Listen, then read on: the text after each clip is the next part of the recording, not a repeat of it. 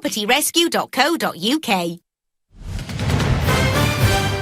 This is LBC from Global, leading Britain's conversation. The Nigel Farage Show. Mr.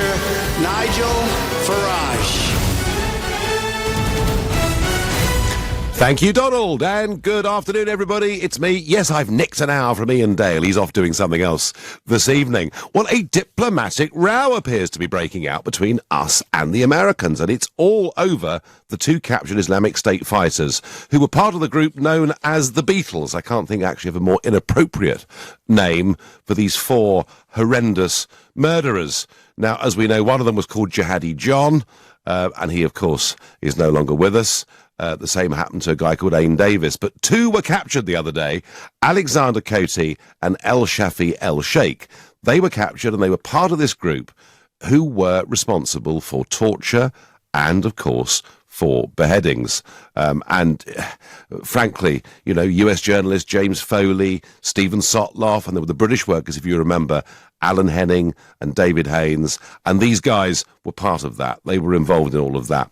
Now, I have been saying for some years now that anybody that goes to fight for Islamic State should have their citizenship stripped from them and should never come back into this country. And people used to bleat on and say, oh, well, you can't do that under international law. But I've always taken the view that they've chosen their state, Islamic State, and we should never have them back in Britain. Well, indeed, unusually, for something I want to happen, it has actually happened because the UK government has stripped them of their citizenship, which means they won't be returning to Britain to face trial. So far, so good, you'd have thought, until Pentagon official Kathy Wheelbarger has said, we are working with the Coalition on Foreign Fighter Detainees and generally expect those detainees to return to their country of origin for disposition. So the Americans are saying, hang on, we don't want this problem. We've got enough problems as it is. You, the Brits, really do need to deal with this. Now, it's quite interesting because Gavin Williamson, the Defence Secretary, when he first took the job, made it clear that people who were actively fighting in the war there were direct targets for us. You know, we'd take them out with drone strikes or whatever it was. And yet we've allowed about 450 of these people back into our country, which shocks me. But here we get tough for the first time and say we don't want them back. And Williamson actually said, and I rather agree with this, he said he thinks that Coty and El Sheikh should never set foot in this country again. And I do agree with that, but it does give us a little bit of a problem. What is going to be the fate of these two? And who knows, there may be others that get captured over the course of the coming weeks. Well, sort of help me through this a little bit and this diplomatic row, and whether this should be something that is dealt with in Syria, or perhaps it should be dealt with by the International Criminal Court at The Hague, or maybe the Americans in the end will take them and put them in Guantanamo Bay. Lots of potential options here. To help me through this is Margaret Gilmore, security and terror expert and former senior research fellow at the Royal United Services Institute. Margaret, good evening. Good evening, Nigel. So, as I say, I've been all for stripping them of citizenship, but yes. What happens to them now? Exactly. No, it was extremely popular, I think, with the public, the idea of withdrawing citizenship in the cases where there was dual nationality. You can't make somebody stateless, but if they have dual nationality, you can take away one of those nationalities. So the UK took away their British nationality, their citizenship. But this hasn't quite worked out, and it seems it hadn't really been thought through. And the problem is that getting rid of their citizenship to stop them coming here, and then now suddenly letting them back in would be a huge embarrassment. It would, wouldn't it? It would be an embarrassment, but if they don't and the Americans don't, then the UK and America may not be giving the families of British aid workers and journalists, American aid workers and journalists who were killed out there the potential for the justice they need and they want and they deserve. So I think it's a very difficult one. I think Guantanamo itself over in the States has definitely been ruled out because it sounds as if there may be enough evidence to at least bring the chance of a conviction, and therefore they would be, if they did go to America, be more likely to actually go through the courts. And I could see that would be quite a popular move over there because there were Americans killed. Yes. In my view, that's possibly the most likely scenario. On the other hand, if they were sent back to their countries of origin in Africa, they may face things like the death penalty. Would that, if that came to be and if it was proven, would that martyr them rather than them coming to somewhere like the UK or America and facing the potential for life in jail? So, it's justice thrown up in the air now that this scenario has turned out, where we're not just stopping somebody coming back, but we're stopping people coming back in who some people seriously want brought to justice. Yeah, I mean, I have to say, I still, Margaret, take the view I don't want these people back, but I do accept that point of view has caused this little difficulty. Why could they not? Why could they not be tried and dealt with in either Syria or Iraq? Well, in Syria, there's no recognisable law at the moment, certainly not in the areas that they're being held in, where the Kurds are still fighting on various fronts. They're fighting both pockets of ISIS and they're fighting the Assad regime.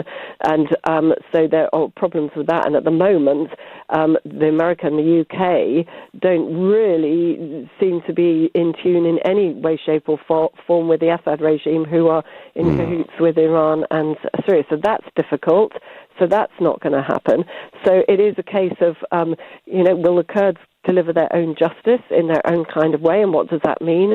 Difficult one. Would that be an execution? Would it, if they were found guilty? What the Kurds are saying is we don't really know much about these people, and they've handed them over effectively for interrogation to the Americans. The Americans will have got as much as they can out of them, and they could well have really, really important information. And so, in a way, it seems still to be pushing towards the Americans. But you can see their point of view. They're saying, well, why should we go through this? Oh, absolutely. Why should we pick up your problem? Let me try one last possible solution, Margaret, to this. What about them being sent to the International Criminal Court at The Hague? That is a possibility, although I've got a feeling that the America doesn't actually recognise it at the moment. But that certainly could be a possibility. That has been mooted as one way of doing it, and they go through the justice system there. But The Hague tends to deal with things like war crimes, so not really, doing the whole terrorism thing.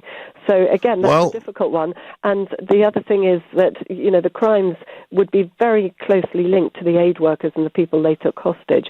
And just one more thing, I know that you want to go on, but we mustn't forget the information these people have. There are 22 people still taken hostage, not accounted for, over in Iraq and Syria. And, using them, the America and the UK, I'm sure will be doing this, trying to get information on them at the moment from these people too.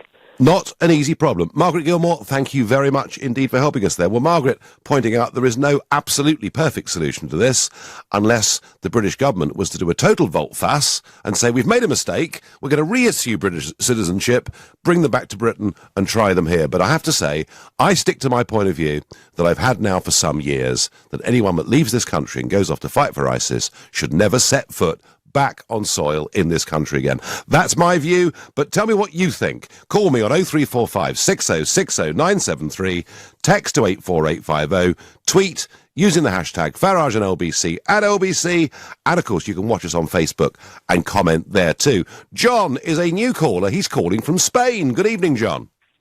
Good evening, hi. Just to say, I think that we're quite arrogant to actually expect them to come back for justice in the UK or United States. There have been some murderous acts against our citizens, but the vast amount of murderous acts they've done have been in the Middle East. And the Middle East should have the first choice of where they get tried and duly dispatched.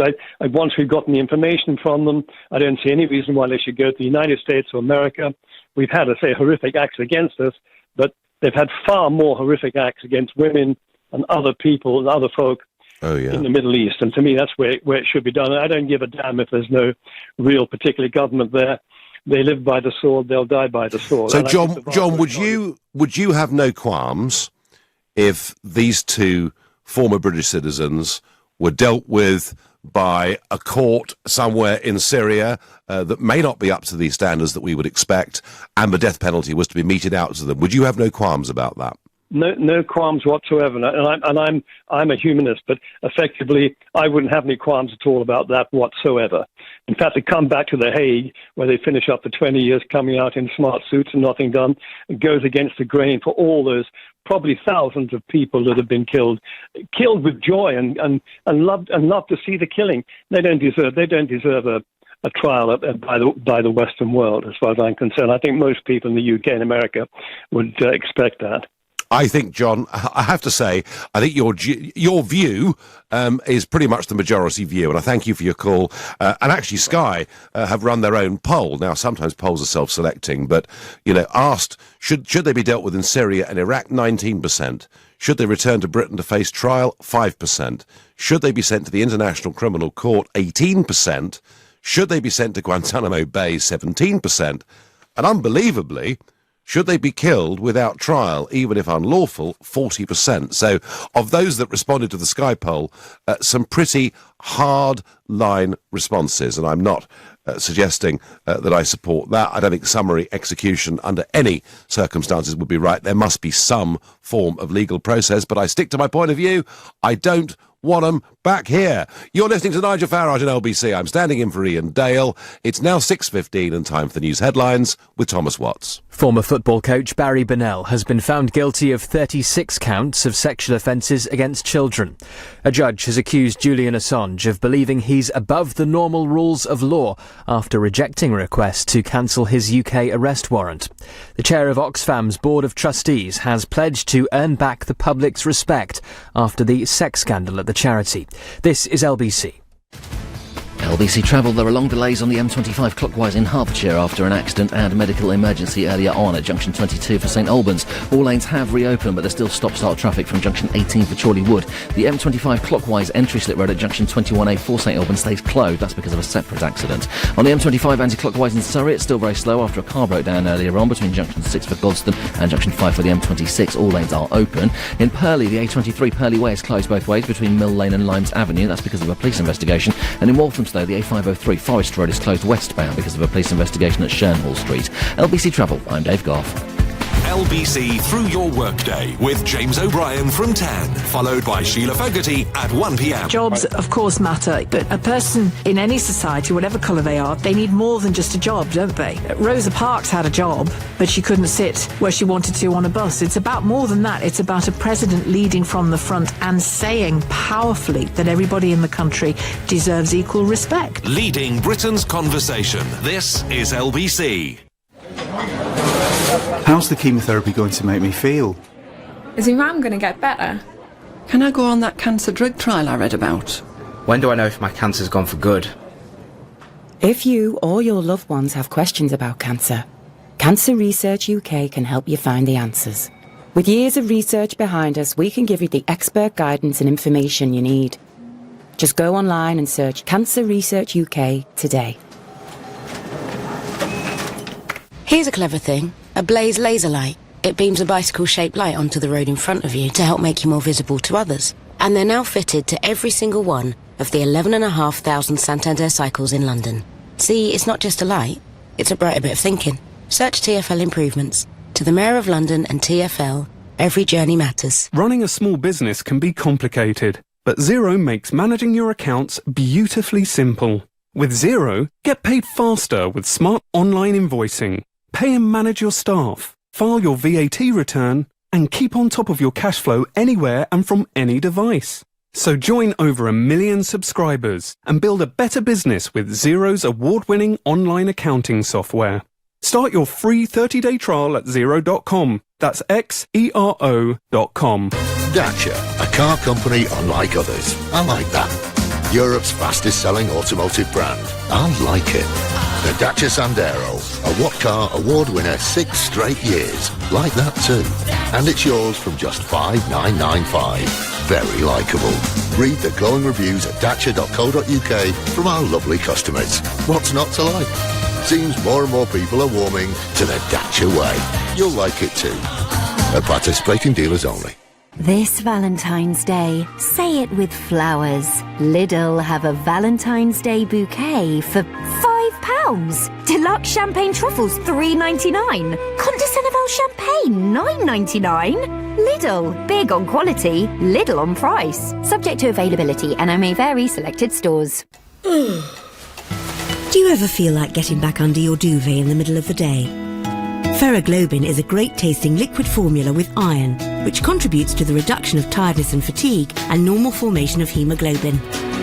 Ferroglobin from Vitabiotics at Boots, pharmacies and vitabiotics.com.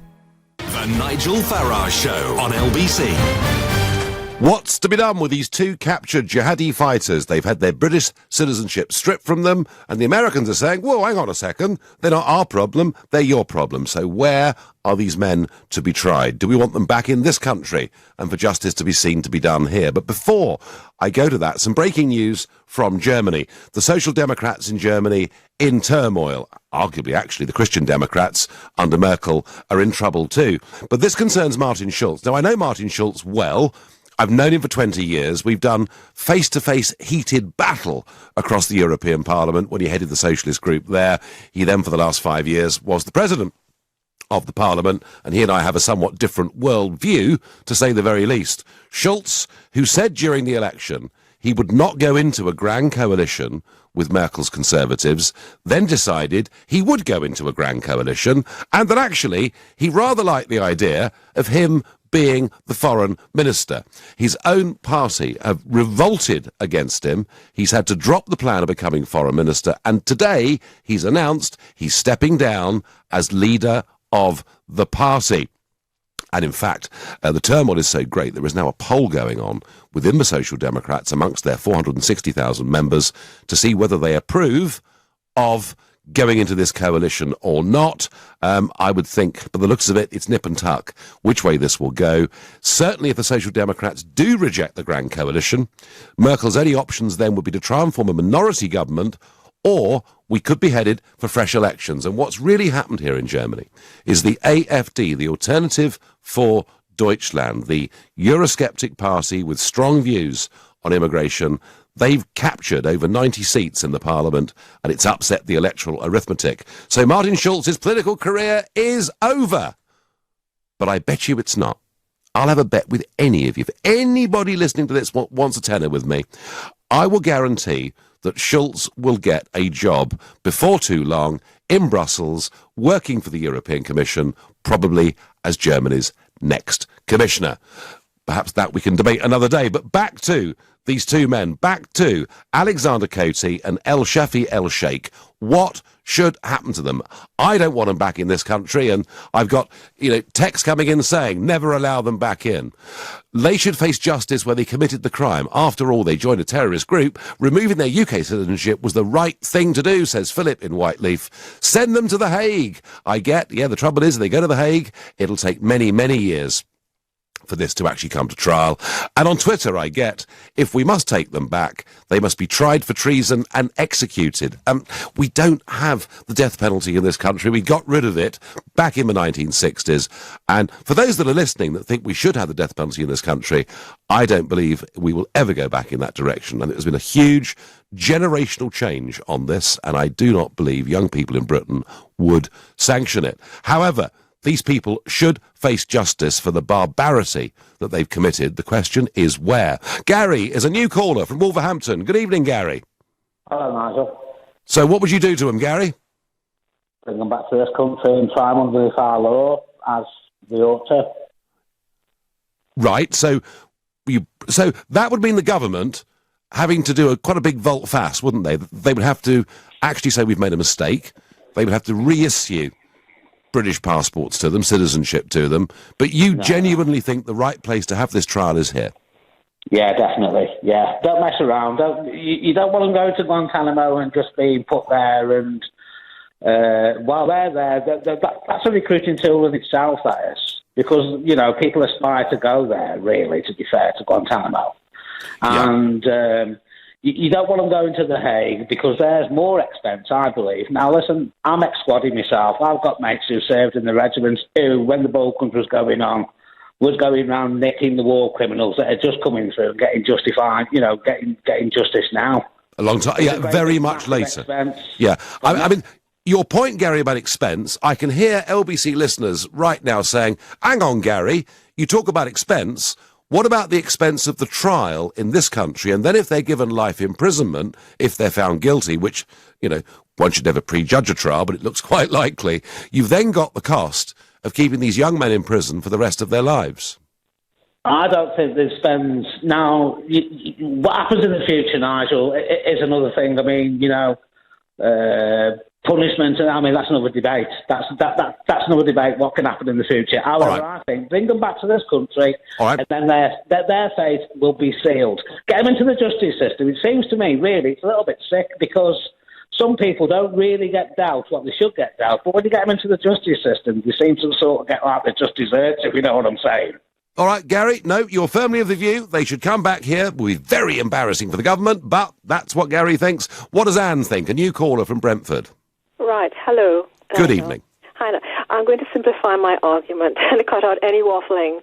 Right. The caller before this last caller, you had another caller, and I agree with him and with yourself about sending these people back to the country for whom they are fighting, even though they're born over here, because I feel to bring them back here or to send them to Guantanamo Bay is going to exacerbate this situation with terrorism anyway, because it gives them an axe to grind. Do you know what I mean? Yes. I do. I'm trying to make things very simple. Life is not simple, but in this situation, they are fighting a cause. They chose to fight it. Nobody pushed them. No. Nobody's stopping them. But you can't eat your cake and have it. That's not the way life works. You choose something, there are consequences, and they've got to learn that. And besides, the barbaric way they behave and treat people, we don't have the system. We don't have facility to address these issues the way they treat people, because we operate on a very different system, which they don't. Let them go back to those countries where they will be treated fairly and correctly. They can address those issues in those countries. Well, I hope that's right, Anne. And I have to say, the other thing that really I must add to this is that I'm still alarmed that there are 450 people, approximately, who have gone to fight for Islamic State, been brutalised, and are now back free, walking the streets of this country. And it just amazes me that when Theresa May was Home Secretary, she talked in a very tough way about what would happen to Islamic fighters, and yet there's 450 of them back here walking the streets. I find that quite extraordinary. Thank you, Anne. On Twitter, I get, so, if a foreigner commits crimes in this country, do you not think they should be deported? Well, in general terms, yes, I do. But I do think, in the case of going off to fight for Islamic State, I think you have forfeited any rights of any kind you have as a British citizen, but I accept that point of view, which has taken a long time to prevail, is now causing a little bit of difficulty. However, I do think they can be dealt with in Syria or Iraq. That is my view. What does Josh from Edgware think? Josh, hello? Hello. Hi, Nigel. How are you? You're fine. So what would you do to them, Josh? So if I'm quite honest, I think I would like to leave them with the Kurds because, one, that's where they pillaged, that's where they killed, that's where they raped, and therefore they should be, an eye for an eye, although an eye for an eye makes a wide line. But you have to understand that when they go there, they completely change their mindset. They shouldn't be allowed in this country because they're not in a mindset where they can act civilized or even where they can arguably be rehabilitated. So to be honest with you, I feel like they should be given to the Kurds, and if they consider it necessary, killed. And again, Josh, that would give you no qualms at all, no? No. If I'm quite honest, they forfeited any human rights. If I'm quite frank, when they pillaged, raped women, children during the No, Josh, you made that point of view very, very clear indeed. Peter on Facebook says, let them face justice where they are. We don't want them here. Don't care what happens to them. Sue says, drop them in the middle of the ocean. And I'm getting other messages in much stronger than that, actually. John says, the crimes are in Syria, so Syrian jurisdiction. It's slightly embarrassing that the UK government are trying to palm them off on the US, The Hague, Syria, or wherever else. It's as if they're scared to take any responsibility. Well, I think to whoever sent me that by Twitter, the fact is the British government has been hugely inconsistent on this. You know, we've been saying we'll kill them using drone strikes, but if the next day they come back to the UK, they're free to walk the streets. It's taken us only one person, up until now, over the last 4 years, only one person who we knew had fought for ISIS was denied the right to come back into this country. So we've been highly inconsistent, but I think in this case we've actually got it right, even though it's led to this debate. Dan, there's a new caller from Kilburn. Good evening, Dan. Hi, Nigel. How are you, mate? I'm fine, Dan. What would you do to him? Big fan of yours. You're a national hero, mate. Trust me. Well, thank you, Dan. Some think that, others take a different view. But that aside, what should happen to these guys? These barbarous murderers? Well, I mean, I went to school with Jihadi John. Oh, did you? Right. Yes. Now, they do not deserve to be in this country. But also, I feel sorry for America because they want to get rid of them. We don't want them. But then if they do put them in Guantanamo Bay, we start protesting and saying what they're doing is inhumane. So America can't win. Do you know what I mean? They should not be sent back here to be put in prison. I know people in prison that are with a lot of these Islamic ISIS people to be going and play PlayStation and pool and getting fed 3 meals a day. Well, halal food. There's the cost, Dan. There's also the risk, Dan, of course, that in these prisons further radicalisation takes place, and these guys are part of that. Dan, can I ask you? It's happening. No, I know it's happening. I know it's happening, and it's very worrying. Can I ask you, Dan? So, I mean, how many years did you know Jihadi John for? Well, all through secondary school, so... Okay. For, what's that, 5-6 years? And did you get any indications through teenage years that this guy could go on to do these terrible things? None whatsoever. None quiet as a mouse. Really? Yeah, I mean, and not, I don't mean quiet as in, like, just a loner. He was all right, just a normal lad in school. And was he a normal bloke that played football and mixed normal bloke, played football. Even sometimes at lunchtime, had an odd kind of drink, you know, like bunked off school. Yeah. Just normal lad stuff, smoking, doing things like listening to music. But as soon as they leave, they go to the mosque down near Edgware Road, Regent's Park, and they get brainwashed. And that's what happened. Plenty more. There's plenty more on our streets now. And Dan, were you when you found out what had happened to him? What was your reaction? Well, me personally and my mates that went to that school, we knew it was going to happen anyway. Because after school, we've seen them change. As soon as they left school, they all grew their beards very long, started wearing the long dresses, walk around, wouldn't talk to us no more. So them on the streets handing out the leaflets for Sharia. Completely changed. As soon as they hit 16, 17, they changed. Dan, thank you for that testimony. Amazing to think that these people who've committed acts like Jihadi John did were normal teenagers at one point. That's what Dan says. He was at school with him. You're listening to the Nigel Farage Show. I'm standing in for Ian Dale. It's 6:31 and time for the news with Thomas Watts. The former youth football coach Barry Bennell has been found guilty of sexually abusing young boys. The 64-year-old former football coach has been on trial at Liverpool Crown Court, denying 48 charges. In the last few minutes, it's reported police are recommending Israel's Prime Minister Benjamin Netanyahu should be indicted on corruption charges, including bribery. Police questioned Mr. Netanyahu as part of an inquiry into corruption allegations last month. The chair of Oxfam's trustees has given her full backing to its chief executive, who's been in the post since 2013. The charity's pledged to earn back public support after the aid worker sex scandal. LBC weather becoming clear and frosty for most overnight. Stronger wind, rain and some hill snow in Scotland and in parts of Northern Ireland. A low of -3. LBC travel. There are long delays on the M25 clockwise in Hertfordshire after an accident and medical emergency earlier on at junction 22 for St Albans. All lanes have reopened, but there's still stop-start traffic from junction 18 for Chorley Wood, so it's taking an hour to get through. The M25 clockwise entry slip road at junction 21A for St Albans stays closed. That's because of a separate accident. On the M25 anti-clockwise in Surrey, it's still very slow after a car broke down earlier on between junction 6 for Godstone and junction 5 for the M26. All lanes are open there. In Purley, the A23 Purley Way is closed both ways between Mill Lane and Limes Avenue because of a police investigation. investigation. And in Walthamstow, the A503 Forest Road is closed westbound because of a police investigation at Shernall Street. LBC Travel, I'm Dave Goff. Right now at Homebase, there's 3 for 2 on all wallpaper. That's amazing value. Homebase, always your home, always low prices. Cheapest item free, in-store only, excludes clearance outlets. How's the chemotherapy going to make me feel? Is your mum going to get better? Can I go on that cancer drug trial I read about? When do I know if my cancer's gone for good?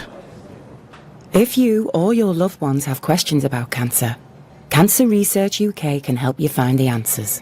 With years of research behind us, we can give you the expert guidance and information you need. Just go online and search Cancer Research UK today. TDC Smile in a Day offers a permanent solution to the embarrassment and discomfort of dentures or loose and missing teeth. You can't put a price on it. I know that sounds cliched, but I cannot put a price on the transformation in me that was triggered by having my teeth done. Book your free consultation today. Visit smileinaday.co.uk or call TDC Harley Street on 0203 7334 986. The word would be transformative. Divorce can be expensive. It affects your finances, assets, home, savings, pension, and most of all, your relationship with your children. It's probably one of the toughest times you'll ever go through. Cordell & Cordell understands these issues and helps men maximise their roles in their children's lives. Call now on 0330 60 60 161 or visit cordellcordell.co.uk. Office in central London. A partner men can count on. Come to Galliard for new London apartments from under £300,000. Jessica House is well located, just a 12-minute walk to Wandsworth Town Station, just one stop from Clapham Junction, and it takes only a minute longer to walk to the Tube at East Putney. These superbly specified studio and one-bedroom apartments benefit from daytime concierge and secure parking. To buy in London from under £300,000, come to 191 Wandsworth High Street, SW18 4LS, from 5 p.m. on Friday the 23rd of February till 5 p.m. on Sunday 25th. Call 0203 770 6300 or visit galliardhomes.com. Galliard, getting Londoners on the ladder. Parking at additional cost. Shut the door on routine. Start something new. Power your adventure and unmap your life with the Jeep Renegade from £189 a month. With 5-star Euro NCAP safety rating, touchscreen, Bluetooth, sat-nav and legendary Jeep capability. Visit jeep.co.uk to begin your journey today. Personal contract hire. Jeep Renegade 1.4 longitude manual. Initial rental of £1,134. 48-month term, 8,000 miles per annum until March 31st, 2018. Subject to status. Leases. Leading Britain's conversation. The Nigel Farage Show. Tweet at LBC using the hashtag FarageOnLBC. Yes, this is Nigel Farage standing in for Ian Dale, and we are talking about Alexander Coty and El Shafi El Sheikh, the two British-born ISIS fighters that have been captured and from whom the British government have removed their UK citizenship. And I'm pleased about that. And I think we should have stripped everybody that went there, including the 450 that are back on our streets. But it does lead to a slight debate as to where they should go next. And the Americans saying, well, kind of, isn't it your problem, really? Why should it be ours? So should they be tried in Syria? Should they come back to this country to face trial? Should they go to the International Criminal Court in The Hague, or should the Americans take them and put them in Guantanamo? And even though I accept there's a debate on this, I have not backed off an inch from saying I do not want them back in this country. I wonder what Didar, a new caller from Wembley Park, thinks. Good evening. Hi, Nigel. Good evening. So, I have 2 points on this, actually. My first thought would be that I think we need to understand that we are a westernized country and we have, our ethical and moral principles. And if we leave them there in Syria, they'll be very likely to get the death sentence, which I think should not happen. So if we will do that, we will abandon our ethics and morals and principles that we have. Didar, listen. Yeah? Can you just speak very clearly and keep still into the mouthpiece? I'm sort of getting good bits of the conversation and not so good bits. All right. Is it better like this? It's perfect. Yeah, perfect. So I was saying, I believe that in this country we have fought for, to have our morals and principles. We have these ethics that we would go against if we would leave the ISIS fighters in Syria. We would leave them there to die because it's very likely they will get the death sentence. Yep. And I think by leaving them there, we would go against our own principles. I understand what they did. They're horrific, terrible things. That it's just hard for us to imagine. But at the end of the day, I think we need to keep our principles and our ethics. At the same time, I also think they went back there to die as martyrs. And if we actually leave them there, they will die with their dream fulfilled, and they will get what they fought for. So I believe we need to take them back to this country, and this is the real punishment for them, not to die as martyrs in Syria, but actually have. I understand the point you're making. Making a point about principle. Do you understand why the vast majority of us don't want any of these people ever to set foot back in Britain again?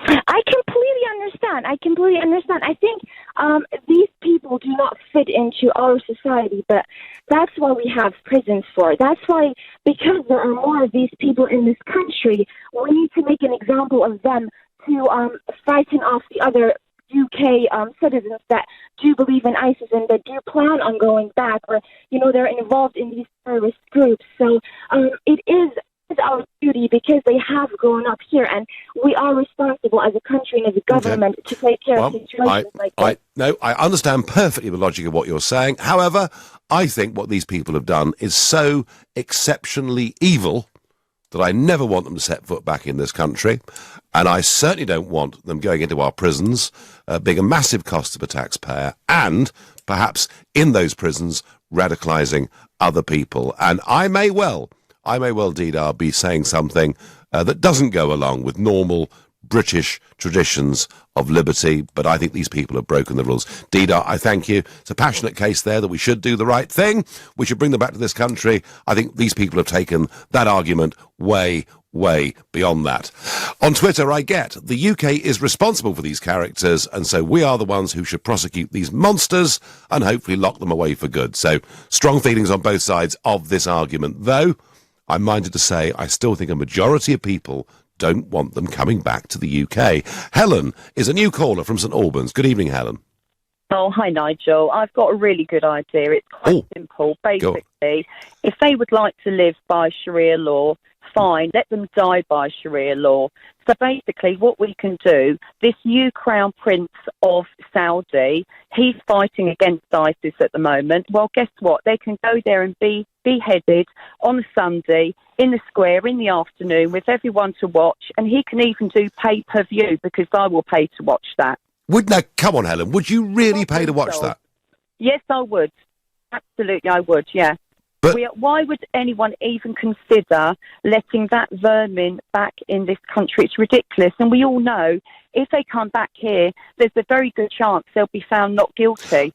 Helen, I don't want them back in this country. I didn't want the other 450. I think Theresa May, as Home Secretary, was hopeless on this, and I don't think anything really has changed until now. And suddenly things have changed. Their citizenship has been revoked, and about time too.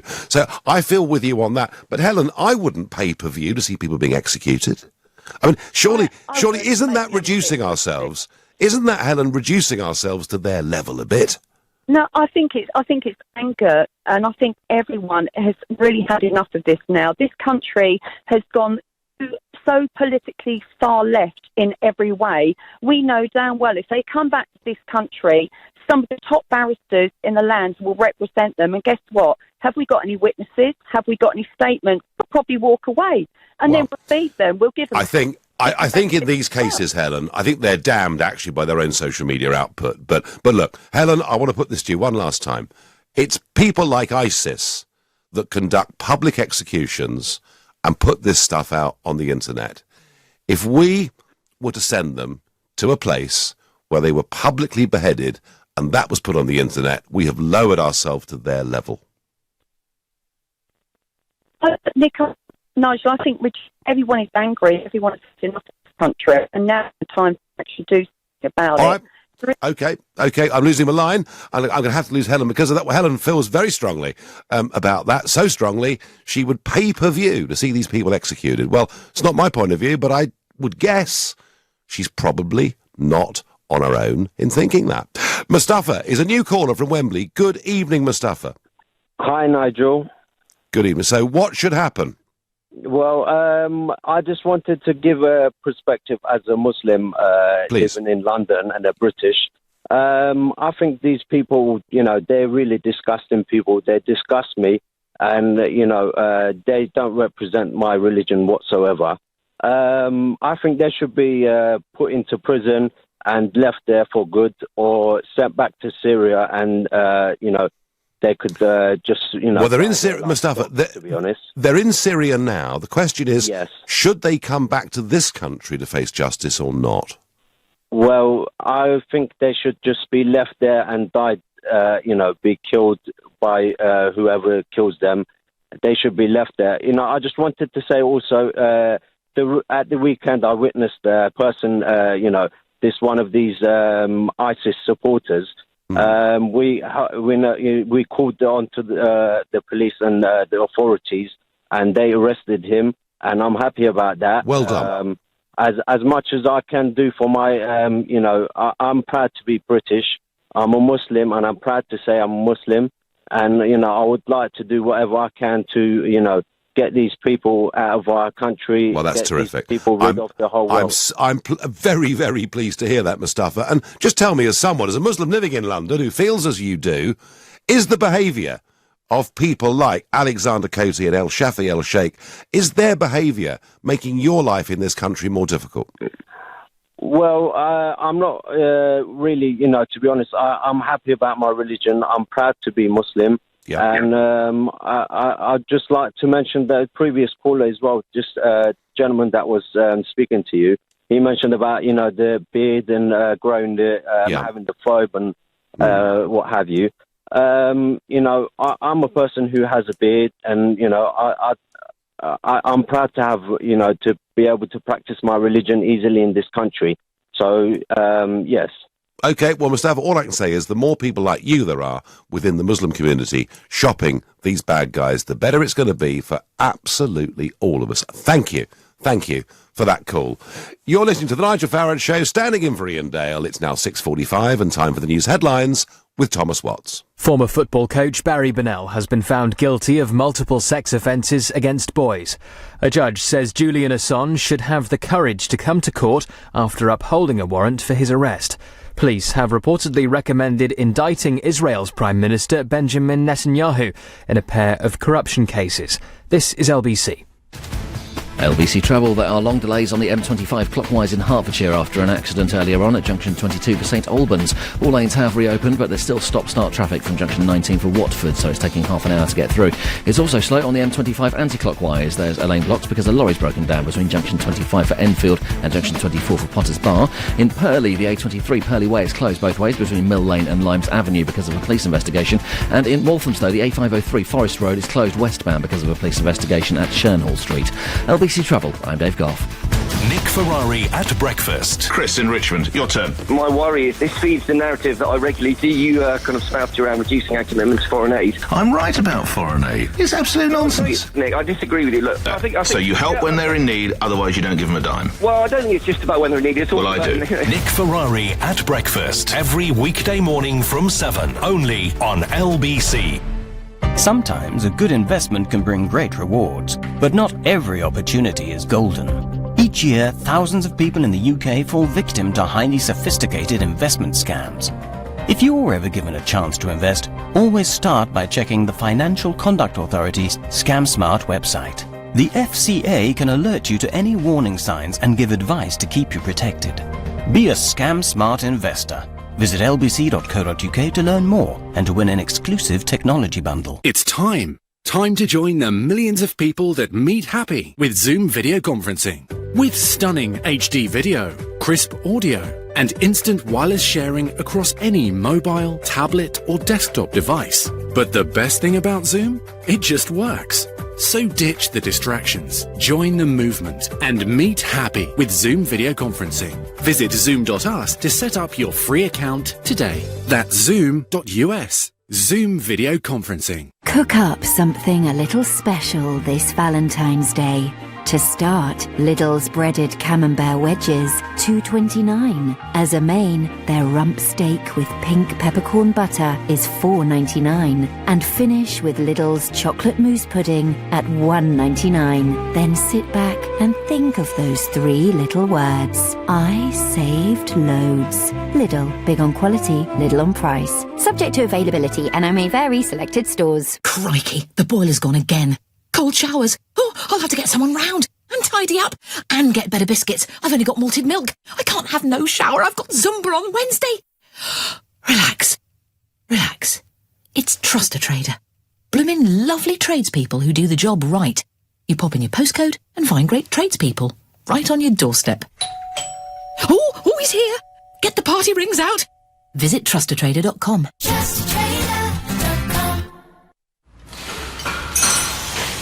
It's Van Month this February at Renault, and to celebrate, there are offers across our van range, including the Traffic Sport, complete with media nav and aircon.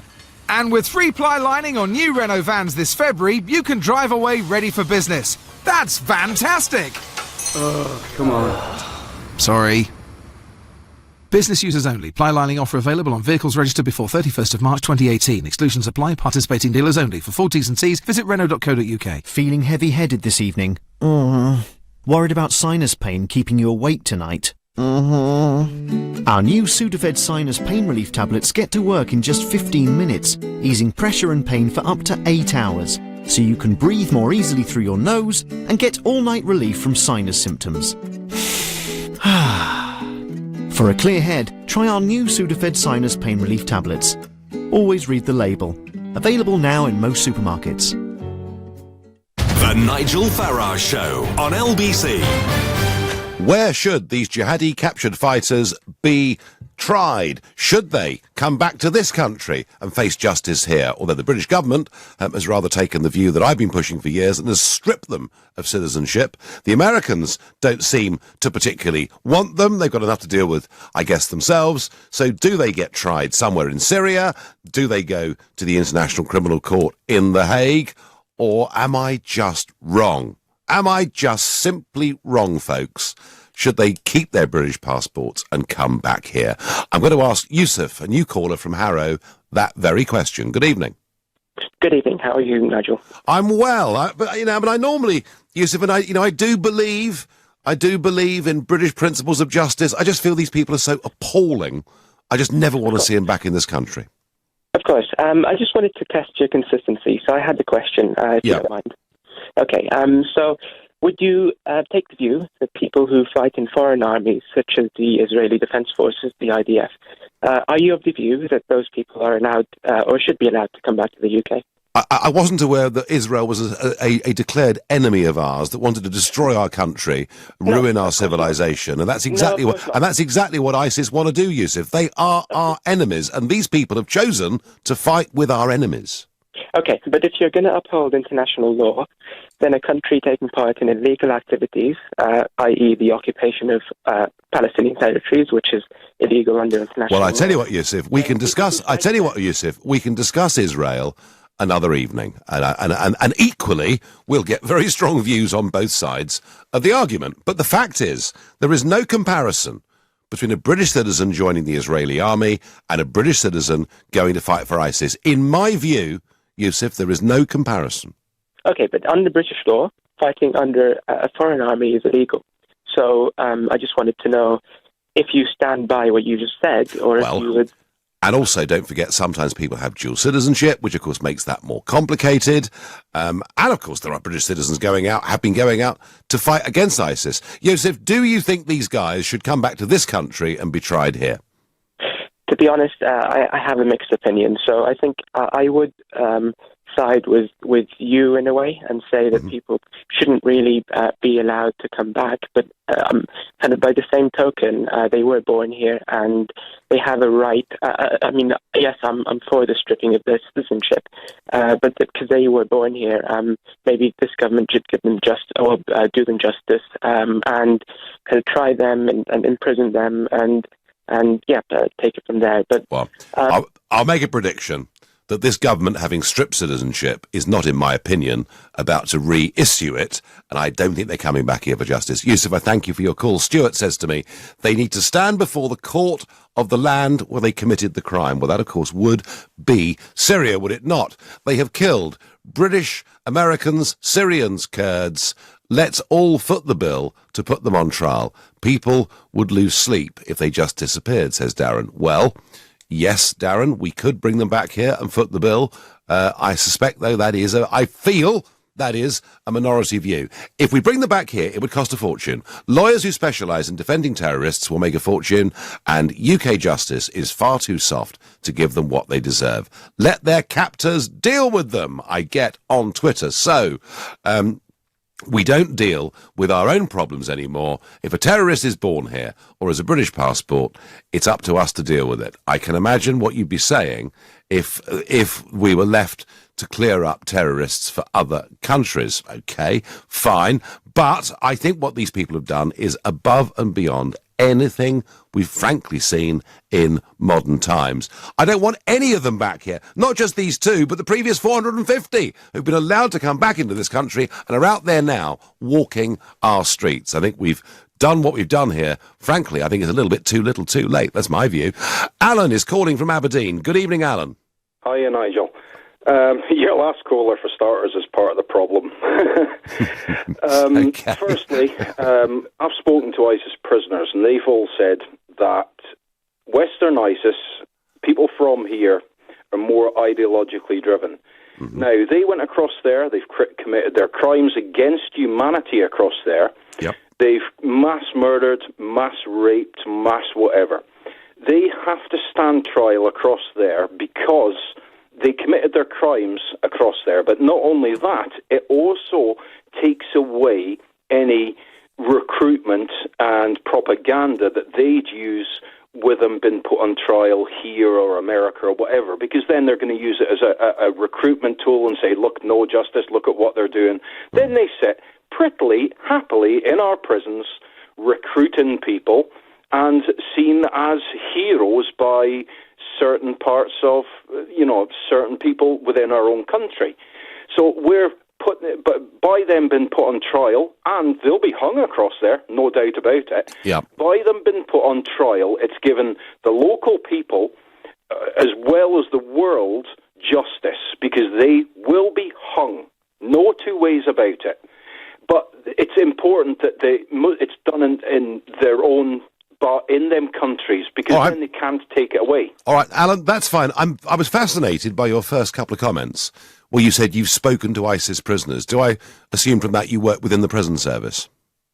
I was a member of the Peshmerga fighting against ISIS. Oh, I see. Right. Fine. Okay. And, but some would say that you went off and fought for a foreign power, Alan. No, I fought alongside the Kurdish Peshmerga against an organisation that we've not seen since the Nazis. Our own government sitting allowing them back into the UK as if ISIS have been away on a package holiday. Yeah, well, there's 450 of them, Alan. There's 450 of them back on our streets. Do you think, Alan, belatedly, the British government has done the right thing in stripping citizenship from these two? Yes. Yep, so do I. Alan, I thank you. I'm going to go to Jay, who's a new caller from Hornchurch in Essex. Good evening, Jay. Good evening, Nigel. Hi there. So what should happen? I believe that I totally agree with the previous caller. Mm-hmm. I just think that, I was listening to the show and I just felt compelled to call in. Right. A little bit nervous, but... Well, just think of it, Jay. Jay, there's no need to be nervous coming on as a first-time caller. Just imagine we're having a cup of tea and a chat. Oh, not a problem at all. Well, the thing is, or even a pint, it's up to you. Well, I think that's more down your street. Well, so they say. But anyway, I totally agree with the previous caller. I think that there's a real problem within the UK at the moment. I feel that the moment that them chaps went over to Syria to fight, they lost all of their British rights, and I totally agree with the decision that's been made, 100%. Okay, so for once the government gets it right, Jay, yeah? Occasionally, yeah, we do.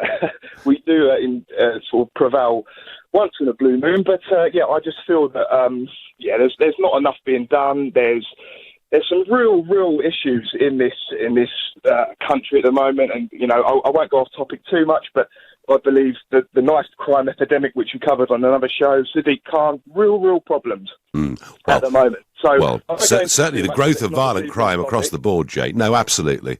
So we've got enough problems here without these two guys coming back, yeah? I was impressed with the Muslim caller calling up and reporting the incident that occurred, and he called the police, and that's great. But let's ask ourselves this question: is everybody doing that? I doubt it. Well, that was why I thought Mustafa was a really exciting call, Jay, and what he said was fascinating, and we need more Mustafas. Jay, first-time caller, hope the experience wasn't too bruising. Thank you for calling in. Mr Farage, as far as I'm concerned, you lose your rights as a British citizen when you become an enemy of the UK, threaten our way of life, and commit appalling atrocities. So, therefore, they should be stripped of their citizenship and tried in Syria. Well, Stephen, who sent me that on Twitter, that is exactly how I feel about this. Now, moving on, a judge today has told Julian Assange that he should have the courage to face court after losing his latest bid to have his UK arrest warrant dropped. Assange's legal team had claimed it was no longer in the public interest to pursue him for failing to answer bail as he fought extradition to Sweden back in 2012. Should Assange step out of the Ecuadorian embassy to face court without knowing whether there's an extradition warrant on his head? Should he face up to the music? Is it time Assange came out and faced up to the consequences of his actions? Call me on 0345 6060 973, and it all starts next.